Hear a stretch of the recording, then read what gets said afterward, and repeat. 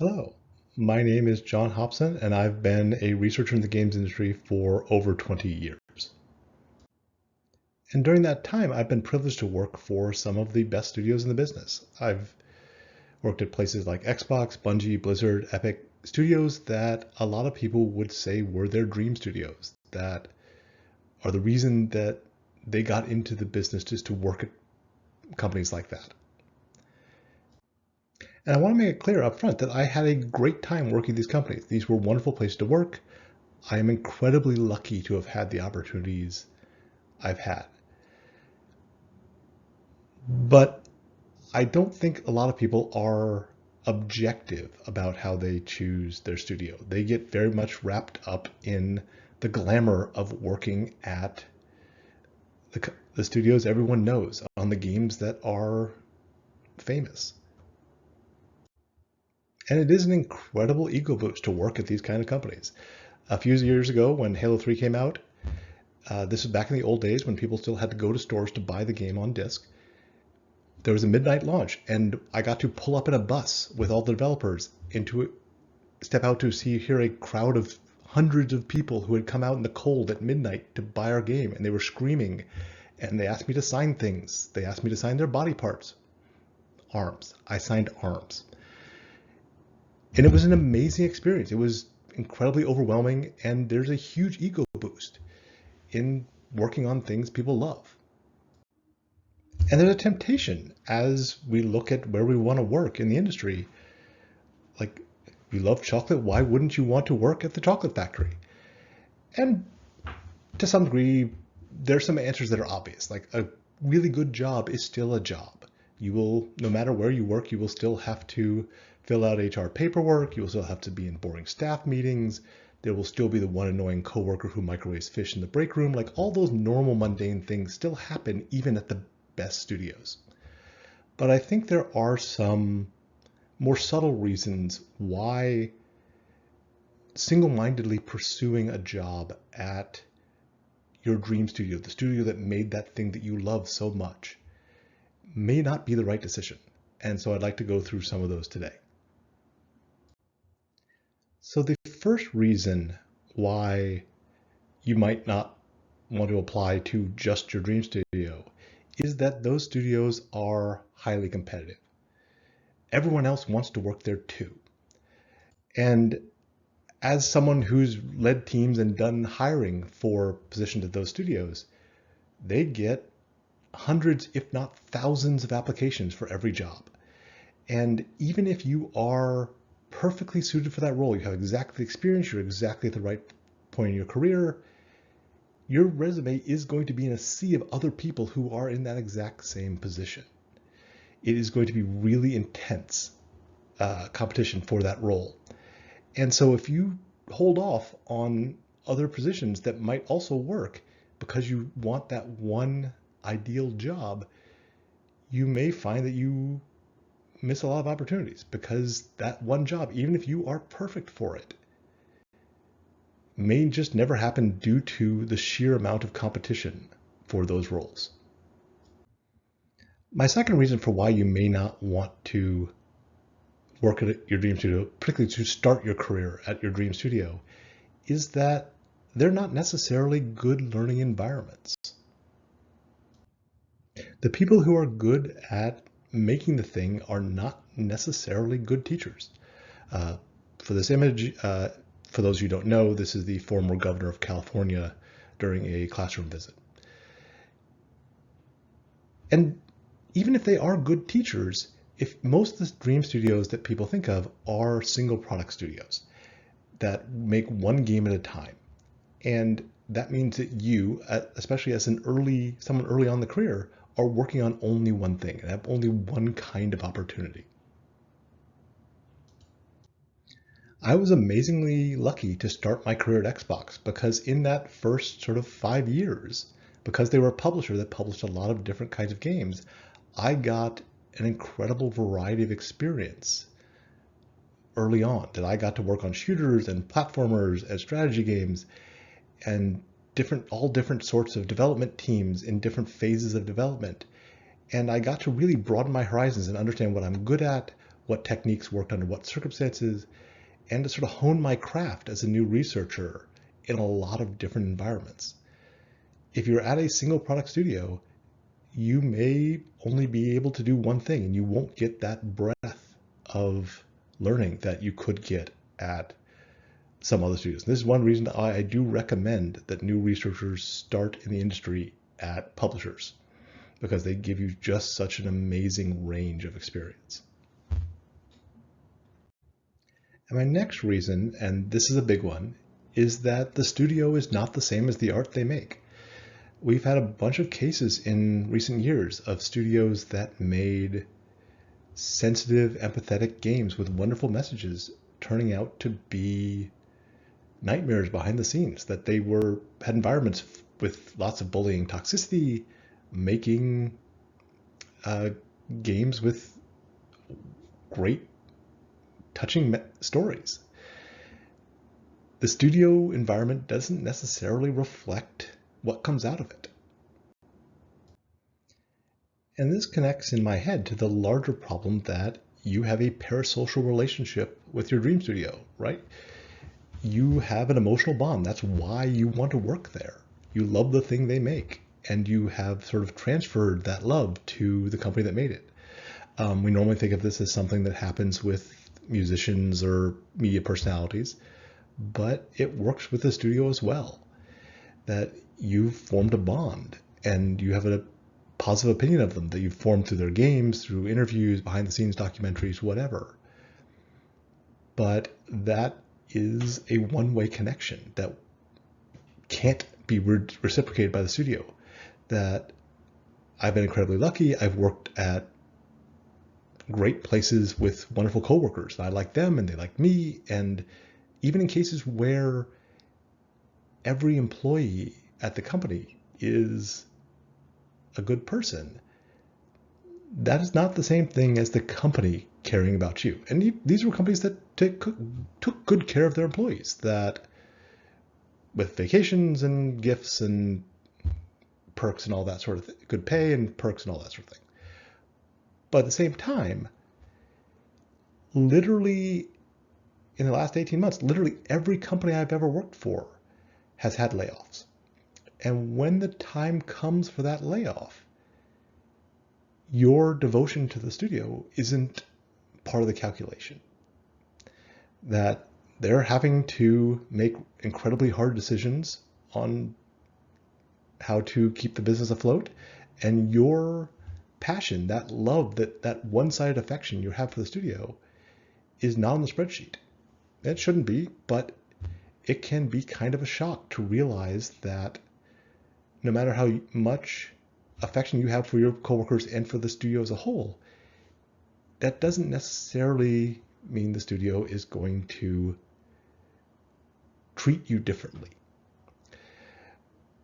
And like any parasocial relationship, it can be a shock to realize that your devotion isn't reciprocated.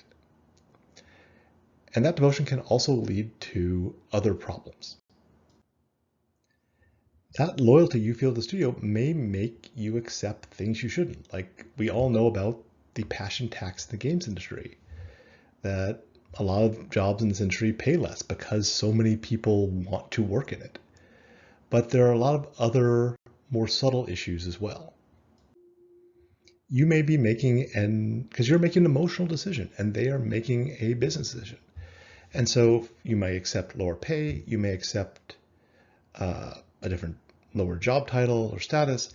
I mean, I know people who have taken pay cuts of something like a third of their salary for the privilege of working at the studio that made the game they love so much. And that, on one hand, may be a good idea. On the other hand, that's a big step backwards a lot of times in your career. And it just colors your judgment. I know a lot of people who join these studios hoping to move into a different job, that they really want to be an artist or an engineer or designer, but they want to do it at that company. So they accept an entry-level QA or customer service job that, again, sets back their career for the privilege of working at the company that makes the thing they love.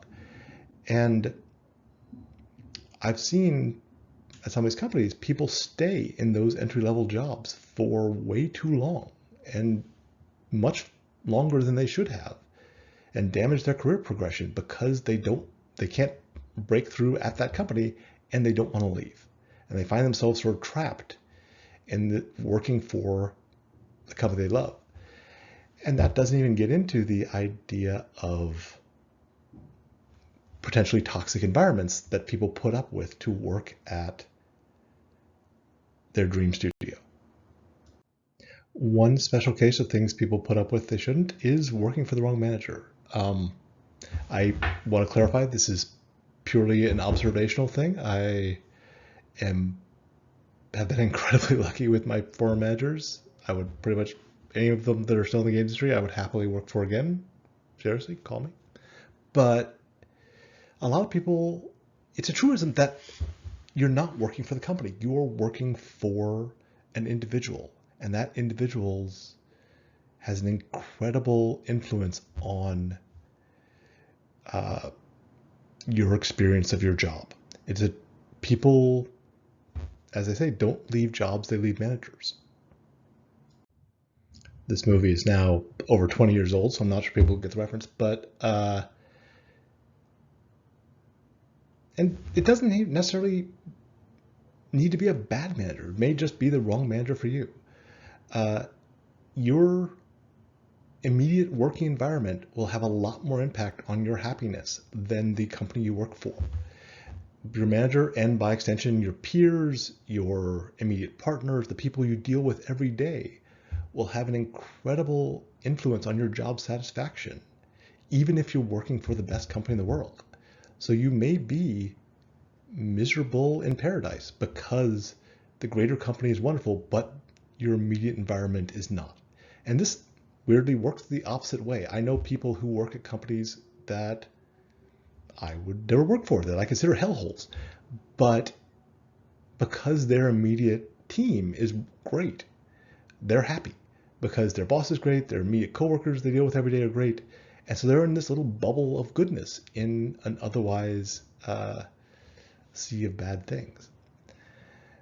But it is really important that as you interview at these companies, you should be as aggressively evaluating the team you're going to work for as they are evaluating you.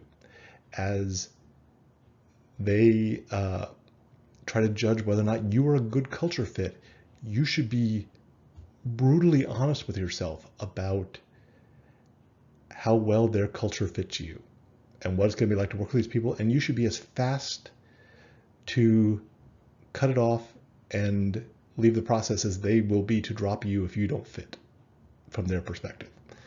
You should be really aggressive in evaluating whether or not these are the people you want to spend your working days with. You're probably going to spend more time with your immediate coworkers than you do with your family. I mean, that's 8 hours a day. That's a ton of time. And it is far too much time to spend with the wrong people.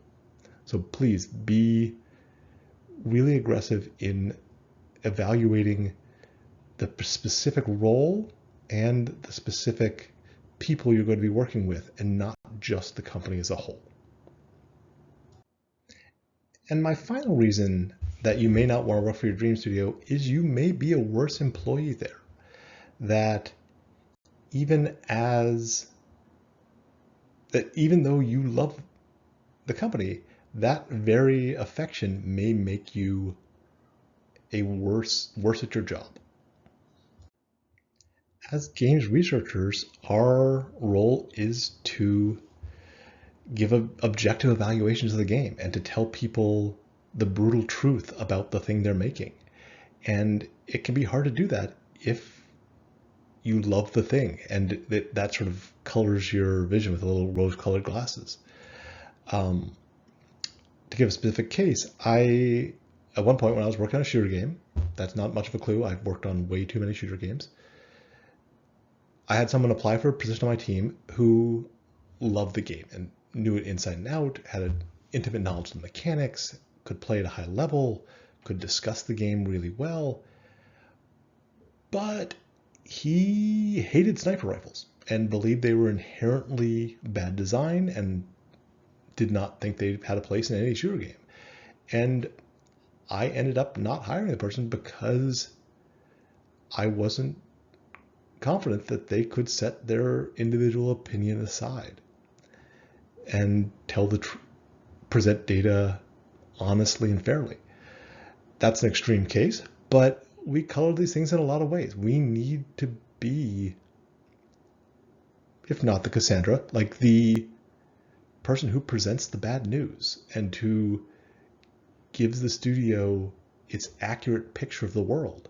And we may not be able to do that if we love the game too much and are only seeing it through the eyes of a fan and not through the eyes of an objective employee. And so now that I've told you all these terrible things, I want to be a little positive for a moment and talk about how I actually pick jobs and how I recommend you think about the roles you are considering. The number one thing I look for is the game going to be something I'm proud to work on? This is what I'm doing with my life. And it's important to me that the thing I'm making reflect well on me, that it be something I'm proud of, that I can show off, because this is something I'm going to be dedicating years of my time to. It doesn't necessarily have to be a best-selling game. It doesn't have to be a game I'd play, but it has to be a well-made thing. It has to be something that has the craftsmanship that is important to me. The second thing that I would strongly urge people to look at is the actual day-to-day work. When you look at a job description, it is a list of, and I've written these, it is a list of every possible thing that you might end up doing in that role. It doesn't really give you a sense of how much time you would spend on each thing and how much, what's actually going to take up the majority of your time. There are a lot of jobs where what the description is on paper is not necessarily what you're doing. An example would this be, a lot of people dream of being sort of research academics who don't realize that an incredible amount of their time is going to be spent applying for grants. Or you may be looking at a job description that has tons of methods listed, but really they're going to make you run surveys till your eyes bleed. It's worth asking and being really clear about what you want to spend your moment-to-moment time with. The sort of negative example for this, I had a friend who was a pediatric nurse because she wanted to be a pediatric nurse because she loved kids. But when she got to her actual sort of practical experience, she realized that she was spending all of her time giving kids shots and making them cry. Like the day-to-day experience, even though she believed in the role as a whole, the day-to-day experience was incredibly emotionally draining for her and not what she wanted to do with her life. Similarly, it's also important to me that I work with people I respect, and that's not just the studio as a whole. Like you can say like, this is my favorite game, the design director is this brilliant person. That may not be who you're in meetings with all day. So making sure that you are not the smartest person in the room, that the people you are working with every day on a regular basis are people you respect, who you can learn from, who are really good at their jobs and will push you to be better at yours. And in that same vein, it's important to evaluate whether or not the role gives you a chance to grow, that your career moves forward and time moves forward and the field gets more sophisticated. And it is really important to be in a job that doesn't just have you doing the same thing you already did, that gives you a chance to take responsibilities you normally wouldn't, that gives you a chance to use methods that you normally don't, that gives you a chance to become better than you were when you went into it. It's not just about doing the thing, it's about getting better at the thing. And the right job should stretch you. I hope this talk has not scared you out of working for the games industry. As I said, I have spent my entire career in this industry. I would never work anywhere else. This is a thing I love, and these are my people. But it is important that as you are sort of the captain of your career, that you be making those choices objectively and based on what is best for you as an individual and what will lead to the most personal satisfaction and growth, and not just chasing the studio that made your favorite game. I look forward to working with a bunch of you in the future, and I hope I get to play the games you make. Thank you.